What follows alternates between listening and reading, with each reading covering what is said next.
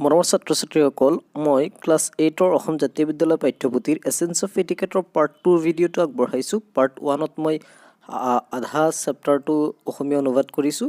ডিছক্ৰিপশ্যনত link দিয়া থাকিব, তোমালোকে বাৰু চাই ল'বা। পাৰ্ট 2ত চোৱা, self control is also' one of the basic rules of etiquette. আত্মনিয়ন্ত্ৰণ শিষ্টাচাৰৰ অন্যতম মৌলিক নিয়ম। Self control is the ability to regulate one's emotions, thought and behaviour effectively in different situations. অৰ্থাৎ বিভিন্ন পৰিস্থিতিত নিজৰ আৱেগ, ইম'শ্যন মানে হৈছে আৱেগ, থট মানে হৈছে চিন্তা, বিহেভিয়াৰ মানে হৈছে আচৰণ ইত্যাদি ফলপ্ৰসূভাৱে নিয়ন্ত্ৰণ কৰাৰ ক্ষমতাকেই কি বুলি কোৱা হয়? আত্মনিয়ন্ত্ৰণ, ছেল্ফ কণ্ট্ৰল বুলি কোৱা হয়। Keep a check on your behaviour, voice and emotion if you are in a society. সমাজ এখনত থাকিবলৈ হ'লে আমাৰ কিছু বস্তুৰ ওপৰত চকু দিব লাগে।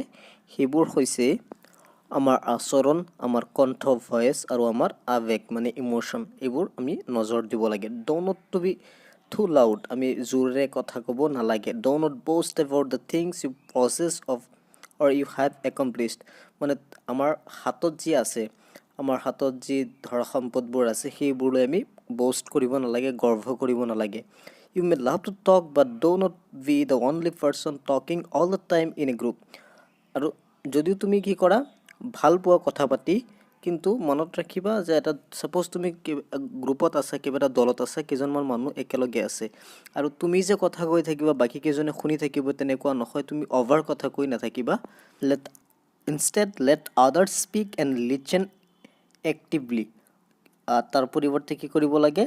বেলেগকো কথা ক'ব সুযোগ দিব লাগে আৰু বেলেগে কি কৈ আছে মনোযোগেৰে শুনিব লাগে। The art of the genuine listening is a precious virtue. শুনা কলাটো হৈছে এটি ভাল আৰু বহুমূলীয়া গুণ। The active listening builds relationship, career, respect and trust. আমি যদি মনোযোগেৰে কাৰোবাৰ কথা শুনো তেন্তে আমাৰ সম্বন্ধটো কি হয়? শক্তিশালী হয়। আমাৰ কেৰিয়াৰ, ৰেচপেক্ট আৰু ট্ৰাষ্ট, বিশ্বাস, সন্মান ইত্যাদি বাঢ়ি উঠে। Words are considered a strong tool in building and destroying relationship. আৰু কথাৰ দ্বাৰাই কি হয়? এটা সম্বন্ধ ষ্ট্ৰং, শক্তিশালী হয় আৰু ডেষ্ট্ৰয় মানে ধ্বংসও হয় মানুহৰ মুখৰ কথাৰ দ্বাৰাই। স্পীক উইথ কাইণ্ডনেছ এণ্ড ডিউ কশ্যন। অৰ্থাৎ আমি দয়া আৰু সাৱধানেৰে কথা পাতিব লাগে, কথা ক'ব লাগে। Choose Euro words carefully and keep Euro body language open. মানে আমি কথা কোৱাৰ সময়ত সাৱধানে কথা পাতিব লাগে আৰু আমাৰ বডি লেংগুৱেজটো ঠিক ৰাখিব লাগে, যাতে আমি বেয়া বিহেভ নকৰোঁ, আমি হাত চাত এনেকৈ লৰাই চৰাই কথা নাপাতোঁ।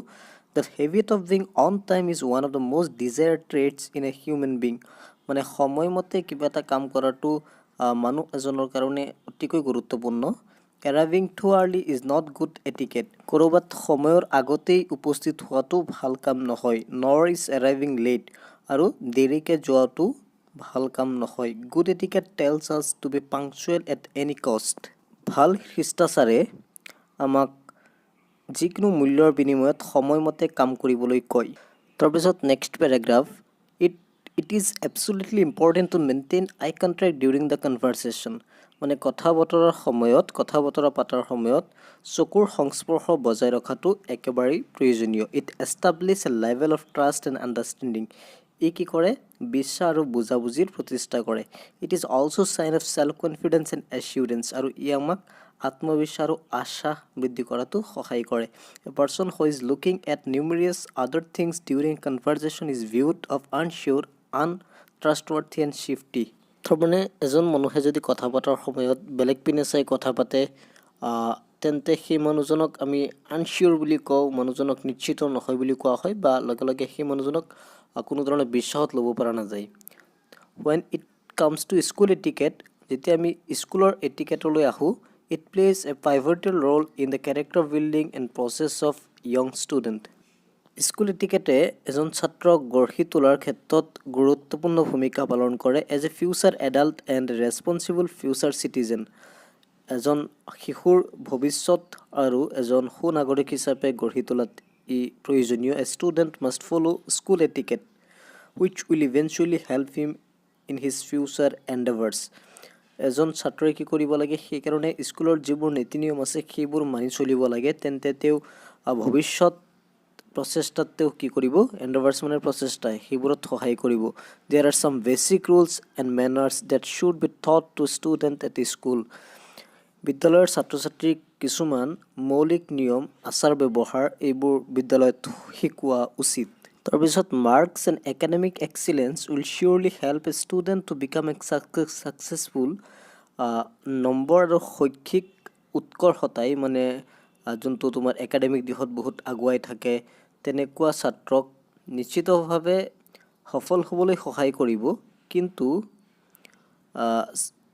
knowing how to conduct oneself and understanding what is right and wrong and are essential to survive in competitive world কিন্তু এই প্ৰতিযোগিতামূলক জগতখনত জীয়াই থাকিবলৈ নিজকে কেনেকৈ আচৰণ কৰিব লাগে সেই বিষয়ে জনাটো আৰু কি সঠিক আৰু কি অনুচিত সেইটো বুজাটো অতি প্ৰয়োজনীয় আছে স্কুল এটিকেটত মানে স্কুলত শিষ্টাচাৰ বজাই ৰখাৰ কিছুমান নিয়ম আছে বি পাংচুৱেল আমি নীতি নিয়ম মানিব লাগে অবে দ্য স্কুল ৰুলছ স্কুলৰ যোনবোৰ নীতি নিয়ম আছে এইবোৰ মানিব লাগিব বি ৰেছপেক্টফুল টু দ্য টিচাৰ্ছ শিক্ষকসকলক সন্মান কৰিব লাগিব আৰু ষ্টাফ কৰ্মচাৰীবৃন্দকো সন্মান কৰিব লাগিব pay attention while the teacher is talking যেতিয়া ক্লাছত ছাৰে কিবা বুজায় তেতিয়া মনোযোগ দিব লাগিব don't litre the classroom and school ground classroom আৰু স্কুল গ্ৰাউণ্ড লেতেৰা কৰিব নোৱাৰিব ডণ্ট মেজ দ্য টয়লেট লেতেৰা কৰিব নোৱাৰিব ডণ্ট গ্ৰিফটি অৰ ভেণ্ডেলাইজ স্কুল প্ৰপাৰ্টি মানে স্কুলৰ যোনবোৰ সম্পত্তি আছে সেই সম্পত্তিবোৰ ধ্বংস কৰিব নোৱাৰিব লেতেৰা কৰিব নোৱাৰিব ৰেছপেক্ট এভৰিৱান ৰাইট প্ৰত্যেকৰ অধিকাৰক সন্মান দিব লাগিব and practice being well mannered আৰু ভাল পথত চলিব লাগিব people who followed proper etiquette stand out in a crowd a kind soft spoken well mannered person is the jewel of polite society who are inspired joy and positivity wherever he goes মানে যিজন মানুহে proper etiquette বজাই ৰাখে তেওঁক ভিৰৰ মাজতো তেওঁৰ নাম জিলিকি থাকে বুলি কোৱা হয় a kind soft spoken well mannered person jewel of polite society আৰু যে এজন মানুহ দয়ালু মৃদুভাষী আৰু সুআচাৰ ব্যৱহাৰী মানুহ য'তেই যায় তাতে আনন্দ পায় আৰু inspired joy and positive wherever goes মানে য'তেই যায় তাতে আনন্দ পায় ইতিবাচক প্ৰেৰণা এইসকল ভদ্ৰ সমাজৰ এইসকল চকুৰ মণি হৈ পৰে গতিকে এই লেচনটোৰ পৰা আমি এটা কথাই গম পাইছোঁ শিষ্টাচাৰ মানুহৰ জীৱনৰ কাৰণে আটাইতকৈ গুৰুত্বপূৰ্ণ বস্তু আমি মানুহ হিচাপে জীয়াই লৈছোঁ যেতিয়া শিষ্টাচাৰ বজাই ৰখা প্ৰত্যেকজন ছাত্ৰ ছাত্ৰী আৰু সকলো নাগৰিকৰে দায়িত্ব গতিকে এইখিনি কৈ ভিডিঅ'টো সামৰিলোঁ নেক্সট ভিডিঅ'ত মই কুৱেশ্যন আনচাৰ আৰু গ্ৰামাৰ ছেকশ্যনখিনি আলোচনা কৰিম থেংক ইউ